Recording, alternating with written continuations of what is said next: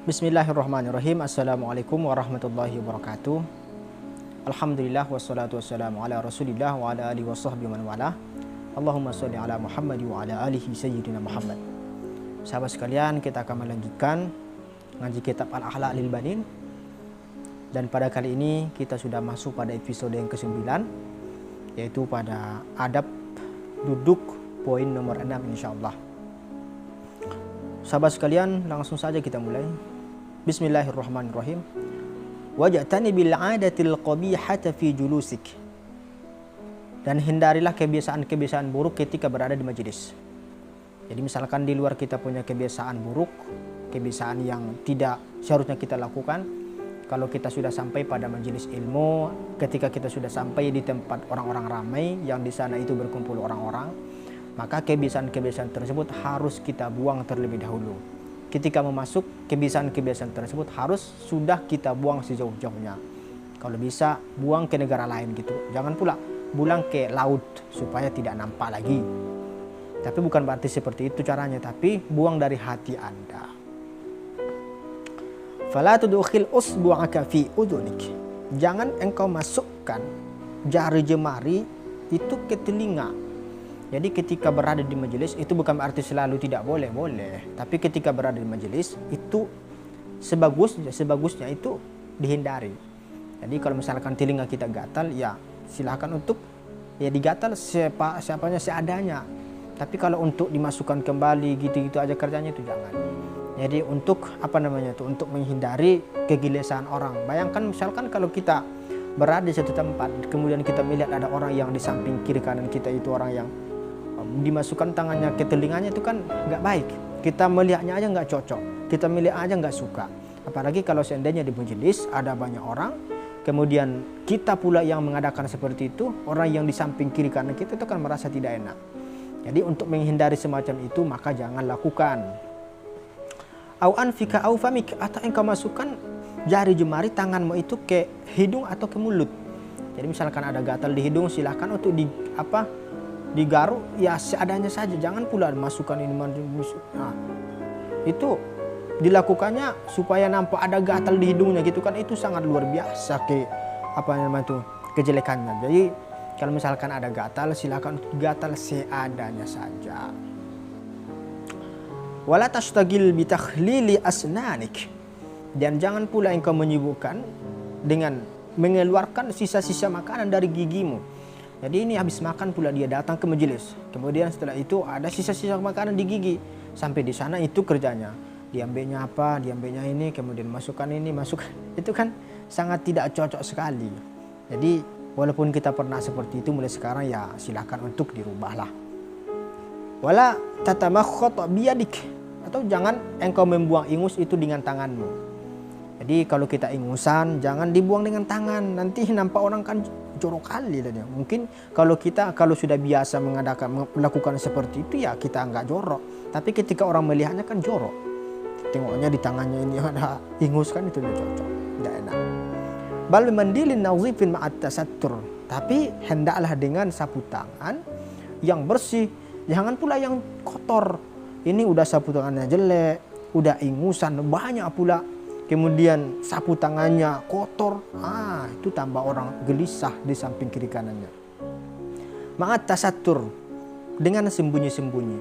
Jadi kalau bisa nggak nampak sama orang, misalkan atau menunduk ke bawah atau gitu kan, supaya tidak nampak. Wa adami raf'as sauti, dan untuk menghilangkan suaranya.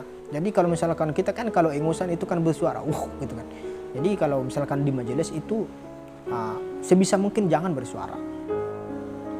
Wa idza sa'alta fadhu' mandilaka ala famika likay la yatanathar riquk. Dan apabila kau batuk, kalau engkau itu batuk, fadhu' mandilik, maka letakkan sapu tangan itu di mulutmu. Supaya apa? Supaya tidak kesasar kemari nanti ludahmu. Jadi kan kalau kita itu sedang bersin atau batuk itu kan bisa jadi ketika batuk begitu keluar dahak, keluar ludah. Supaya itu tidak terjadi maka letakkanlah sapu tangan itu di mulutmu.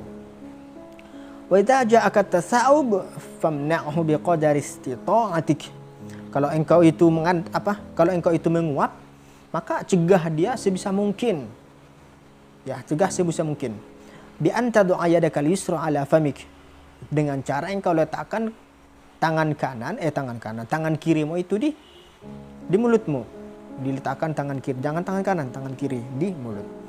Au tutabbiqu syafataik, atau menutup mulut. Jadi bibir itu dikunci gini supaya tidak menguap. Fa in ghalabaka faghatti famaka bi dhahri kaffika al-yusra. Tapi kalau itu tidak bisa membuatmu untuk mencegahnya, maka ambillah telapak kaki kirimu, belakangnya, jangan depannya tapi belakang, atau belakang lah, belakang kanan kiri, belakang tangan kiri di mulut, diletakkan seperti ini. Wala tuhdith sautan, dan jangan bersuara.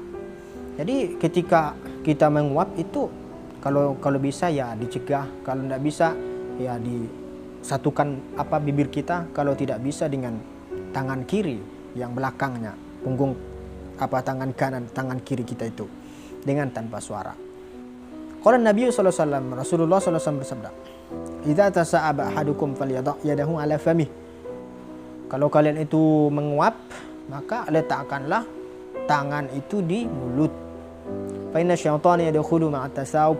Supaya apa? Karena setan itu kalau kita menguap kemudian mulutnya menganga, setan itu akan masuk. Jadi supaya setan tidak masuk, maka disumbat dengan Dengan tangan kita.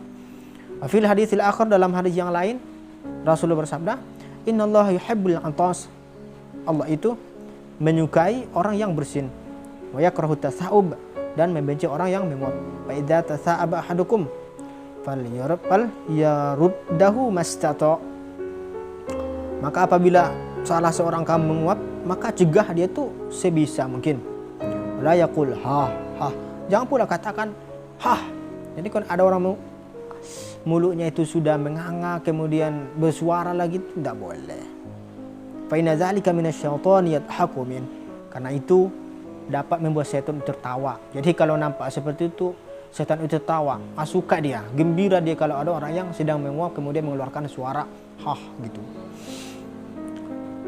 Qala ulama, para ulama berkata, li'anna al-i'tas yadullu ala khiffati badanin wa nashatin.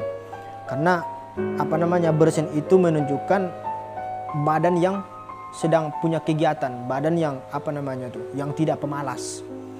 Wa tasa'ubu ghaliban min thiqalil badani wa imtila'ih. Dan orang yang menguap itu biasanya itu menunjukkan badannya itu sedang berat, ngantuk, perut penuh. Jadi kalau sedang perut penuh, ya lagi malas, lagi itu kan datang nguap. Jadi itu menunjukkan kalau kita sedang malas. Fayamilu ilal kasal. Kemudian ini juga menunjukkan kepada orang yang pemalas. Jadi kalau orang yang suka menguap itu ternyata orang yang pemalas, badannya tidak bergerak. Fa'adafahu ila syaitani li'annahu yurdih. Maka Rasulullah SAW itu mengidhafahkan ataupun mengaitkan orang yang pemalas, orang yang menguap itu kepada syaitan. Kenapa? Karena syaitan itu suka dengannya. Jadi syaitan itu sangat suka kepada orang yang menguap, sangat suka kepada orang yang pemalas, sangat suka kepada orang yang suka kalau makan itu banyak-banyak, ataupun kekenyangan, perut penuh, selalu penuh. Itu tidak disukai oleh Allah Subhanahu wa taala. Mungkin itu saja pada episode yang ke-9 ini, mudah-mudahan bermanfaat. Astaghfirullah li wa lakum. Assalamualaikum warahmatullahi wabarakatuh.